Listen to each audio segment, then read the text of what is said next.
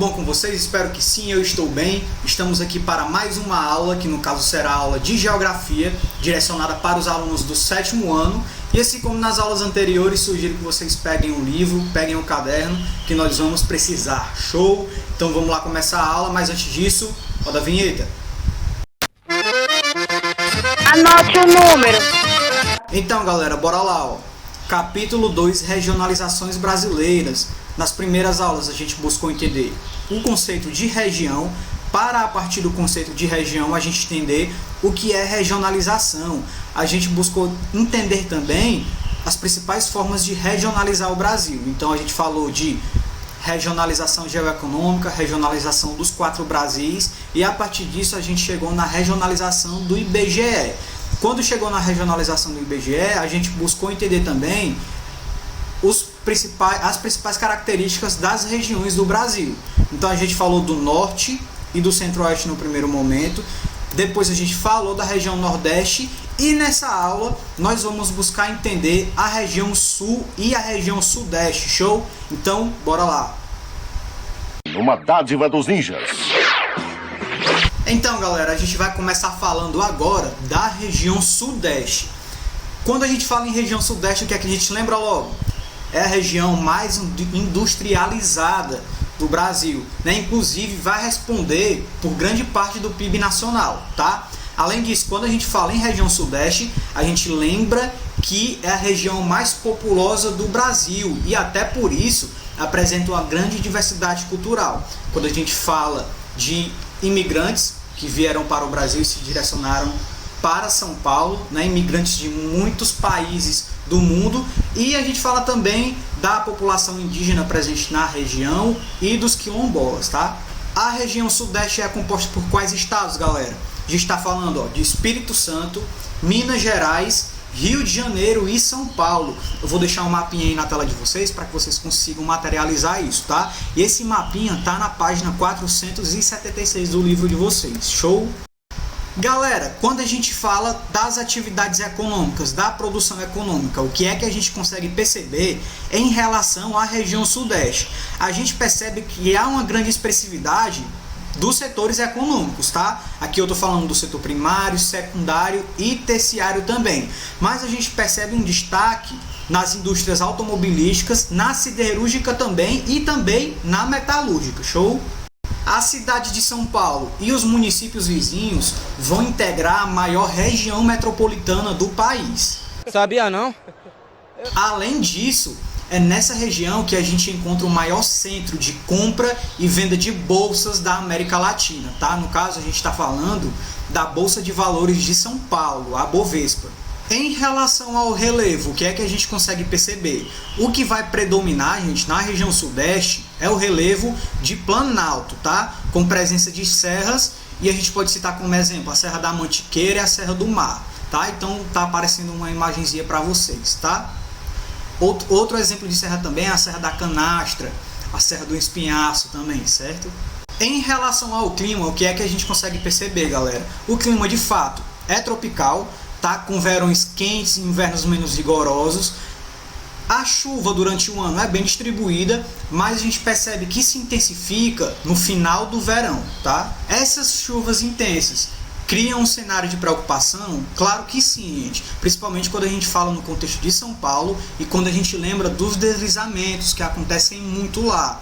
Isso prejudica, sem dúvida nenhuma, a vida da população, mas também há um prejuízo na perspectiva econômica, a partir do momento que esses deslizamentos atrapalham as atividades na malha viária, certo? Em relação ao bioma, o que é que a gente percebe que é predominante na região sudeste? Galera, bioma de Mata Atlântica, tá? Porém, com o decorrer dos anos, a gente percebeu que o desmatamento veio destruindo parte do bioma, certo? E esse desmatamento veio desde lá do período colonial. O que resta ainda de Mata Atlântica na região sudeste se encontra principalmente nas áreas dos parques nacionais, né, que são preservados. Lá a gente tem a preservação da fauna e da flora também. Em relação à rede hidrográfica da região sudeste, a gente percebe que ela de fato é bem extensa, tá? E aliada aos planaltos que existem na região, isso vai propiciar as atividades relacionadas ao desenvolvimento de energia elétrica a partir das usinas hidrelétricas, tá? Porém, o que é que a gente percebe que está acontecendo nos últimos anos? O que está acontecendo na região sudeste é o racionamento de água. Esse racionamento está acontecendo porque estava havendo grande direcionamento da água para as atividades industriais. Isso de fato estava causando prejuízo. Além disso, o sistema de abastecimento de água era ineficiente, não estava dando conta do número populacional da região, certo? Então, galera, eu espero que vocês tenham entendido até aqui. A gente acabou de discutir algumas características, as características principais da região sudeste, e agora a gente vai falar da região sul, tá certo? Para iniciar, galera, quais são os estados que estão presentes na região sul? A gente tem Santa Catarina, a gente tem Paraná e Rio Grande do Sul, tá certo? A gente consegue observar, quando a gente vai analisar o mapa, que a região sul, grande parte da região sul, está abaixo do Trópico de Capricórnio, tá? Além disso, quando a gente analisa o mapa também, a gente percebe que a região sul, ela é a menor em extensão territorial do Brasil, tá? Na perspectiva econômica, a gente percebe também que a região sul se destaca, tá? Ela também tem uma grande participação no PIB brasileiro. Quais são as principais atividades? As principais atividades estão relacionadas à agricultura em grande escala, tá? Principalmente na produção de grãos e a criação de animais também, como exemplo as aves e os suínos. Além disso, gente, a região sul também é forte no setor industrial, quando a gente fala especialmente nas indústrias automobilísticas e na indústria têxtil também, certo? Diante disso, a gente percebe que o setor industrial e a agropecuária são de fato bem desenvolvidos, tá? E isso vai contribuir diretamente na participação do sul no PIB nacional, tá? Então os cultivos que de fato vão se destacar ali na região sul são os cultivos de soja, milho, arroz e hortaliças também, tá? Sendo que as pequenas e as médias propriedades vão predominar nessa região. Diante da extensão continental do nosso país, tá, galera? A região sul vai ficar abaixo do Trópico de Capricórnio, que faz com que a região tenha o clima subtropical. O clima subtropical é caracterizado principalmente pelo verão suave, de fato, e o inverno muito rigoroso, que inclusive chega a fazer com que as temperaturas cheguem a ficar abaixo de zero. Então, às vezes, chega a nevar na região sul. Como exemplo, a gente pode citar a Serra Gaúcha e a Serra Catarinense também, certo? Em relação aos biomas da região sul, gente, a gente percebe a presença da Mata Atlântica, tá? Das matas de araucárias também, e no litoral há a presença de restingas e de manguezais também, certo? Em relação à Mata das Araucárias, gente, é um dos biomas que de fato foi mais devastado no Brasil, sendo que hoje na região sul vai restar apenas 3% da mata original, de fato, certo? Desses 3%, boa parte só está preservada por causa das leis que vão impedir o corte das espécies desse bioma, tá? O desmatamento aconteceu, a gente percebe que aconteceu principalmente por causa das atividades relacionadas à madeira e também pelo avanço das grandes plantações na região. Quando a gente analisa a população da região sul, galera, a gente percebe uma grande influência da população migrante naquela região, tá? Então, essas migrações de fato começaram a acontecer principalmente a partir do século XIX, em que a gente tem a presença de europeus principalmente. Quando a gente pensa em poloneses, alemães, ucranianos, italianos também, certo? Que vieram principalmente na tentativa de ocupar o território a partir das políticas públicas disponibilizadas pelo governo, tá? Além dos imigrantes europeus, galera, a gente também percebe japoneses, árabes também, tá?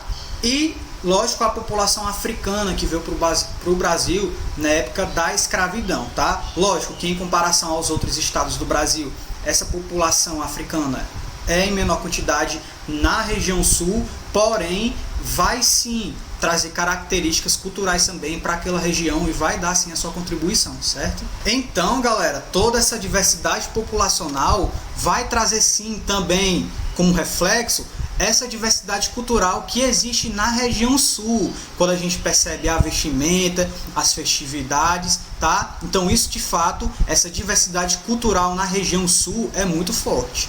Espero que vocês tenham entendido até aqui, galera. E para praticar, eu peço que vocês abram o livro na página 480 para a gente resolver a questão 25 aí, tá? Então eu vou ler com vocês, ó.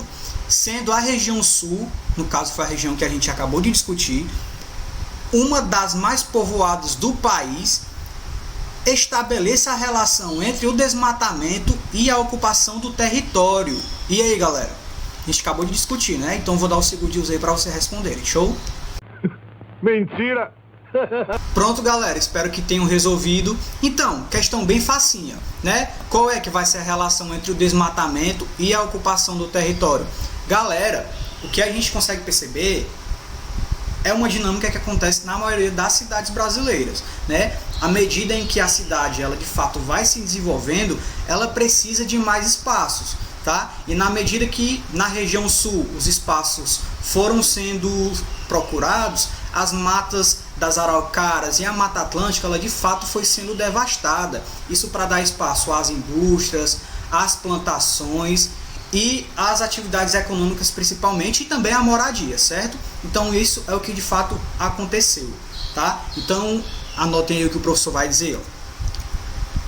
À medida em que as cidades foram crescendo, mais espaços de floresta, no caso a Mata das Araucárias e a Mata Atlântica, foram sendo devastados para dar lugar aos bairros, às indústrias e às rodovias.